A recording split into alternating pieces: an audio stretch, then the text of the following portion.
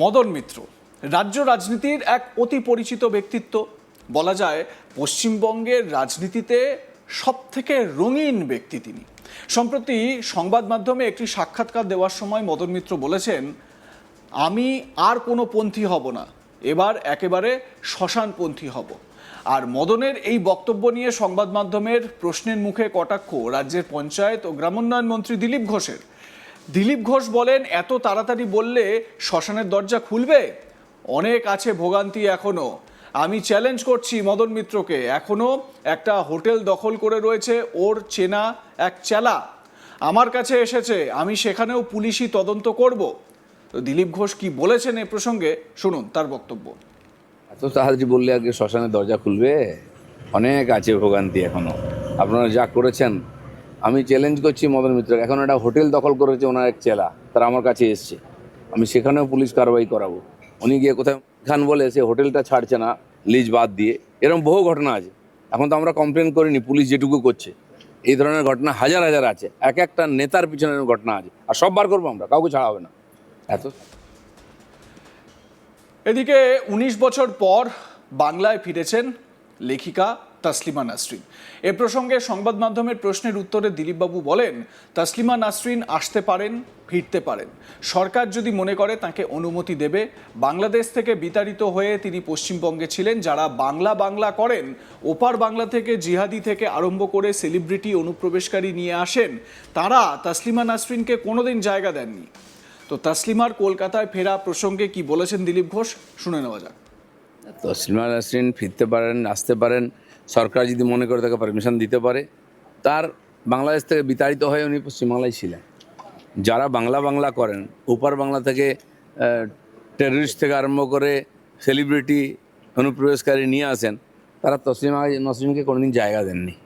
আজ বর্তমান সরকার পাল্টেছে, আমরা গণতন্ত্রে বিশ্বাস করি।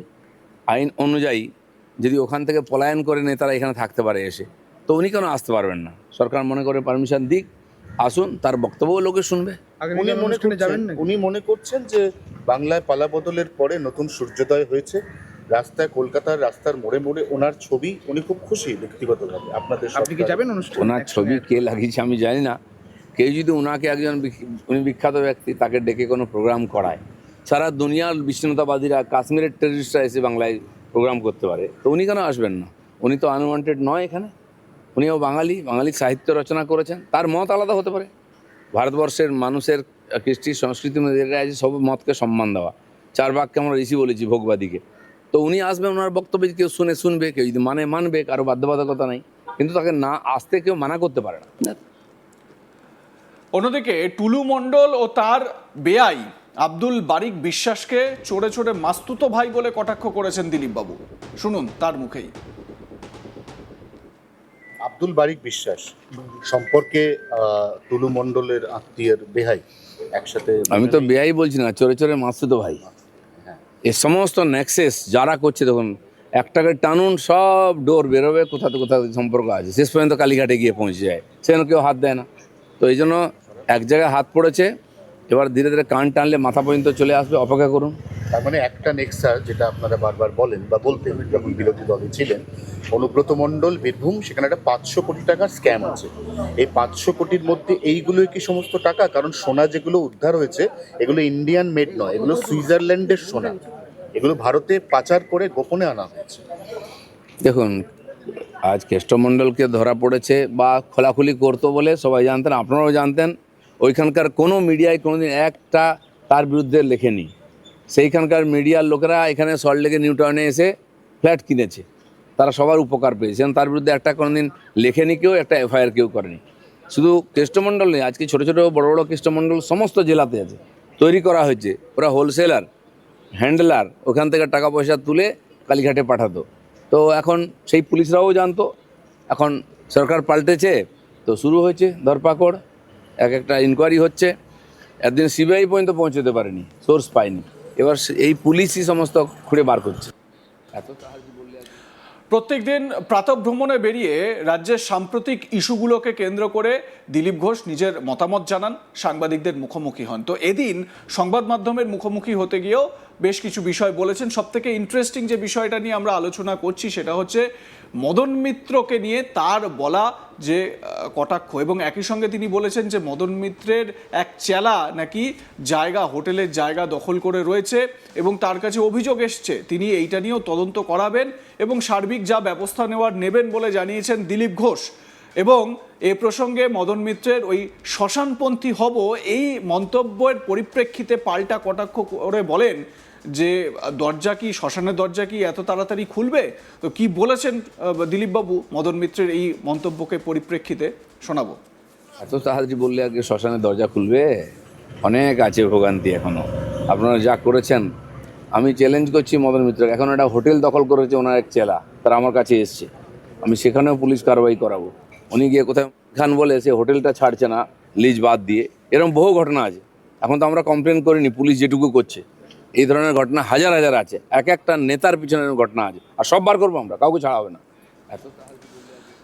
একই সঙ্গে দিলীপ ঘোষকে প্রশ্ন করা হয় তাসলিমা নাসরিনের কলকাতায় ফেরা প্রসঙ্গে, এবং একই সঙ্গে টুলু মণ্ডলের যে বিপুল পরিমাণ সম্পত্তি এবং একের পর এক এত কোটি কোটি টাকা সোনা এই সমস্ত উদ্ধার হচ্ছে সেই প্রসঙ্গে। তো দুটো ক্ষেত্রেই কি বলেছেন দিলীপবাবু, শুনে নিন।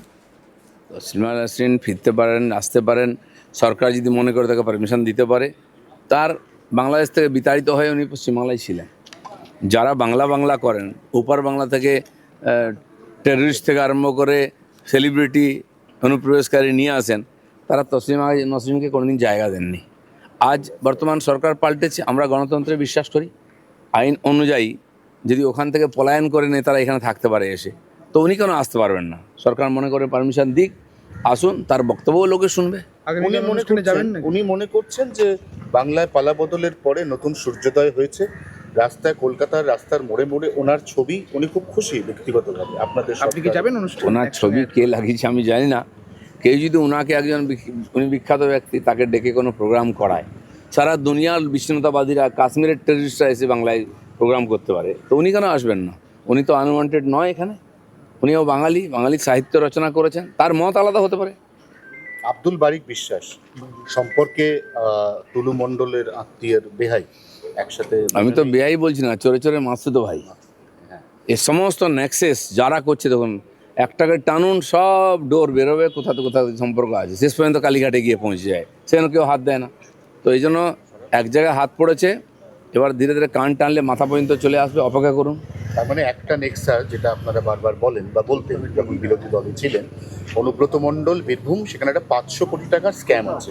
এই 500 কোটির মধ্যে এইগুলোই কি সমস্ত টাকা? কারণ সোনা যেগুলো উদ্ধার হয়েছে এগুলো ইন্ডিয়ান মেড নয়, এগুলো সুইজারল্যান্ডের সোনা, এগুলো ভারতে পাচার করে গোপনে আনা হয়েছে। দেখুন, আজ কেষ্টমণ্ডলকে ধরা পড়েছে বা খোলাখুলি করতো বলে সবাই জানতেন, আপনারাও জানতেন। ওইখানকার কোনো মিডিয়ায় কোনোদিন একটা তার বিরুদ্ধে লেখেনি। সেইখানকার মিডিয়ার লোকেরা এখানে সল্টলেকে নিউটাউনে এসে ফ্ল্যাট কিনেছে, তারা সবার উপকার পেয়েছেন। তার বিরুদ্ধে একটা কোনোদিন লেখেনি কেউ, একটা এফআইআর কেউ করেনি। শুধু কেষ্টমণ্ডল নেই, আজকে ছোটো ছোটো বড় বড় কেষ্টমণ্ডল সমস্ত জেলাতে আছে।